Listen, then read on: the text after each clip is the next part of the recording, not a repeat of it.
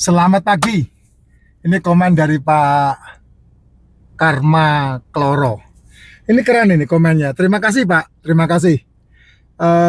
Semakin banyak orang yang trial, mencoba teori yang saya sampaikan, maka semakin banyak orang akan sehat. Semakin banyak orang mencoba saran yang saya sampaikan, maka akan semakin banyak orang terbebas dari masalah-masalah yang berhubungan dengan kartel OBAT. Kamu boleh percaya, boleh enggak. Tapi buat yang mencoba, pasti akan mengalami. Tidak banyak orang mau berbicara seperti saya, karena resikonya besar. Ya, tidak banyak orang mau berbicara sama saya, karena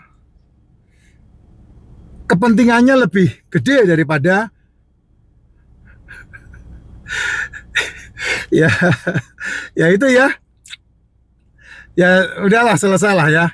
Buat apa mesti mau dilanjutin ya, karena masing-masing orang kan punya keputusan, masing-masing orang punya pilihan. Nah, pilihanmu menentukan hidupmu, kan seperti itu.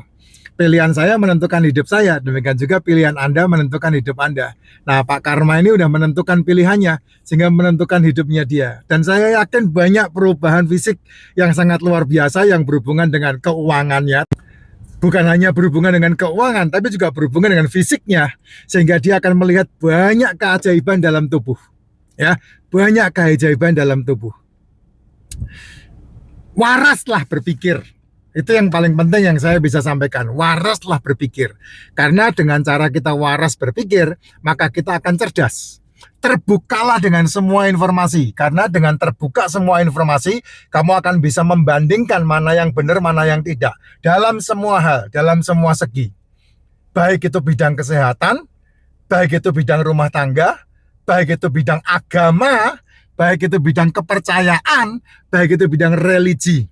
Karena apa? Karena otak manusia ini gampang banget didesain. Sehingga kalau kamu tidak terbuka dengan informasi, kamu akan seperti kuda atau seperti lembu yang dicocok hidungnya. Sehingga kamu tersesat ke sana kemari. Tapi kalau kamu bisa terbuka, ya, melihat semua peluang dalam hidupmu, kamu sangat cerdas banget dalam kehidupan. Ya, saya berterima kasih sama Pak Karma. Panutan saya benar-benar simpati sama Pak Jess. Pinter? Enggak Pak, saya enggak pinter Pak. Saya tidak pinter karena memang dari kecil keterbatasan ekonomi yang membuat saya enggak pernah bisa memiliki banyak buku. Ketika saya kuliah, uang saya habis untuk membeli buku, bukunya ludes semua. Karena perpindahan tempat, perpindahan lokasi, jadi terus kemudian saking baik hatinya saya, banyak orang yang datang meminjam buku saya, jadi buku saya hilang semua. Tapi saya semenjak saya kuliah, saya gemar membaca buku. Sebelumnya tidak ada duit. Untuk nulis saja, buku tulis saja satu untuk semua mata pelajaran saya. Jadi pembelajaran sekolah saya, kalau Bapak lihat di rapor saya itu hampir semuanya terbakar. Dari SD rata-rata terbakar. Ya, nilai tertinggi saya 7 itu pun olahraga. Yang lain enggak, saya enggak pinter. Tapi ketika saya melihat peluang, ya, saya tahu uang, saya melihat peluang. Nah, buku itu adalah jendelanya. Saya membaca banyak buku. Nah, dengan cara membaca banyak buku, mendengar banyak orang berbicara, mengikuti seminar-seminar yang gratis yang saya pernah ikuti. Nah, ketika saya kuliah, saya jebol. Jadi 4 tahun saya kuliah, tahun 89 saya masuk, 89 saya masuk kuliah, 90 saya masuk kuliah, 91, 92, 93 saya lulus. Tahun 93 saya lulus. Jadi 89, 90, 91, 92, 93 saya lulus. Tahun 91 saya udah masuk S2. Nah, itu hebatnya saya di situ, Pak. Ya, jadi tahun 89 saya kuliah, pertengahan ya, 89, 90, 90, 91, 92, 91, 92, 93, 93, 94. Ini saya lulus. Ya, nah 92, 94, 92, 93 inilah, 91, 92 inilah saya ambil S2 saya. S2 saya loncat sebelum saya menyelesaikan S1 saya. Nah, itu enggak dinikmati oleh teman-teman saya yang lain. Sehingga tahun 93, 94 saya menyelesaikan S1 saya juga menyelesaikan S2 saya. Sayang S2 saya tidak menyelesaikan tesis, sehingga saya tidak punya ijazah S2. Ya, bidang apa? Bidang yang saya pelajari bidang kemanusiaan, bidang pastoral, bidang hubungan, bidang komunikasi, itu yang saya pelajari. Ya, penjelasannya masuk akal, ya, karena saya membandingkan atau mengumpulkan data dari sana dan sini, Pak. Sehingga saya bisa meraciknya untuk disampaikan kepada teman-teman, sehingga teman-teman tinggal makan, tinggal mengikutinya, sehingga tidak perlu lagi pusing di sana. Banyak yang saya ikutin arahannya menuju hidup lebih sehat. Yes, hidup sehat itu sangat mudah dan murah. Cara yang terbaik, sekaya apapun kamu, semiskin apapun kamu bisa melakukannya dengan mudah. Yaitu apa? Tidak sarapan dan tidak makan malam. Itu cara sehat yang paling mudah banget. Jadi makannya hanya di antara jam 1 sampai jam 6 sore.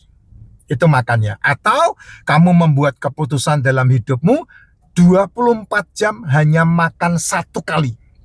Nah, saya melakukan itu. Ini sampai jam 2:30 saya belum makan apapun. Telur ya, makan telur jam 11, jam 12 saya makan telur pasti. Tapi sampai 2:30 saya enggak makan apapun. Ya, enggak makan apapun maksudnya kan kamu biasa makan pagi, makan siang, makan malam kan, 3 kali makan 1 hari kan. Terus ada coffee break 1 dan 2 begitu kan. Itu kan umumnya seperti itu. Makanya setiap meeting pasti kayak begitu. Nah, saya sampai jam segini belum makan. Kemarin saya terakhir makan itu jam 4, jam 5 sore.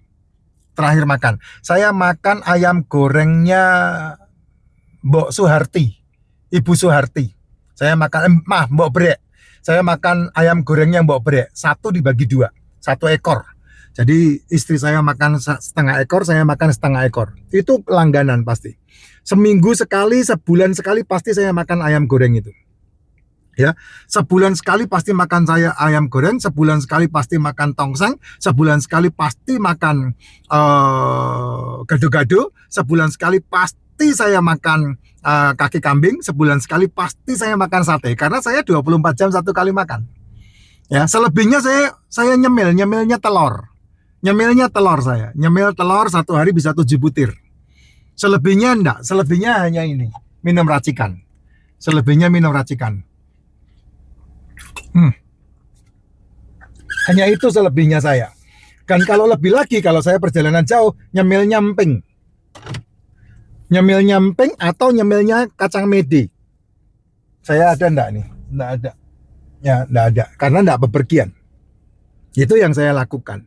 Dan pasti lebih sehat. Kenapa? Karena kamu mengizinkan insulinmu turun. Kamu mengizinkan pankreasmu istirahat. Dan kamu membersihkan plak dari dalam tubuhmu. Sehingga tidak ada penyumbatan. Ya, semua masalah hidupmu adalah dari makananmu yang kemudian kolesterolnya dikambing hitamkan. Semua masalahnya dari makanan, lalu kemudian kolesterol dikambing hitamkan. Coba deh kamu cek deh kalau tidak percaya. Kamu pergi berobat ke konvensional. Pasti nanti ujung-ujungnya kolesterol yang jadi kambing hitam. Kemudian kamu disuruh ngurangi telur, tidak boleh makan daging, tidak boleh makan ikan. Terus makanannya apa? Sedangkan sel tubuhmu makanannya adalah telur, ikan, daging, dan seafood. Sel tubuhmu itu makanannya asam amino, asam lemak, mineral, vitamin. Itu sel tubuhmu. Sementara kamu sukanya dikasih tahu jajan, jijin, cemilan, cepuluh, ceblas. Dan kamu mengharamkan RO, KOKO, rokok kamu haramkan. Sedangkan kamu menghalalkan cemilan, jajanan, kue, gula-gulaan, kamu halalkan itu. Salah. Rokok itu mineral. Daun tembakau itu mineral. Yang berbahaya dalam tubuhmu adalah jajanan, cemilan, cepuluh itu. Gorengan itu yang berbahaya. Kenapa? Karena itulah yang membuat penyumbatan di dalam pembuluh darah. Pengentalan yang terjadi itu karena penyumbatan itu, apalagi kalau ketemu dengan protein. Waduh, itu senyawanya merusak kolagenmu itu. Nah, itu. Dengan cara kamu tidak sarapan, tidak makan malam, pasti lebih sehat daripada tetanggamu. Pasti, dan lebih hemat. Sehingga uang hasil kerjamu bisa dikumpulkan untuk investasi. Gitu.